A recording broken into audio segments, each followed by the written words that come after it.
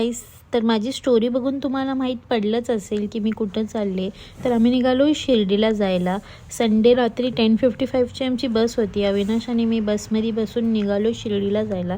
तर माझी मम्मी, पप्पा, नंदिनी आणि क्रियांश ऑलरेडी शिर्डीला गेले आहेत, बट आमचं ऑफिस असल्यामुळे तेव्हा आम्हाला जाता आलं नाही. तर जसं मला मंडेला सुट्टी असते म्हणून आम्ही संडे रात्री बसमध्ये बसलो आणि शिर्डीला जायला निघालो. तर इथे एका जागी बस थांबल्यानंतर शहापूरला बस थांबली होती. तिकडं मी फोटोज व्हिडिओज काढले थोडेसे, ते मी स्टोरीला टाकले. तिथून निघाल्यानंतर मी एक मूवी बघितली. खूपच छान मूवी होती. ॲक्च्युली फेसबुकला मी त्याचे शॉर्ट्स बघितले होते म्हणून मला ती मूवी बघायची होती.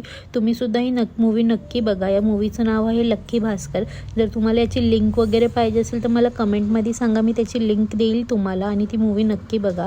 ती मूवी बघून झाल्यानंतर थोडा वेळ मला झोप आली. मग आम्ही थोड्या वेळासाठी झोपलो.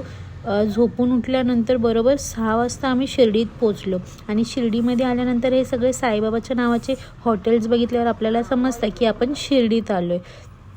तर बसमधून उतरून आम्ही ऑटो केली आणि ऑटो करून डायरेक्ट आम्ही हॉटेलला पोचलो. हॉटेलला पोचल्यानंतर तिकडे खूपच सुंदर साईबाबाचे फोटोज आणि मूर्ती होती. तिकडे आम्ही पाया वगैरे परून रूममध्ये गेलो आणि हे पप्पा ऑलरेडी वेट करत होते डोर ओपन करून आमचा.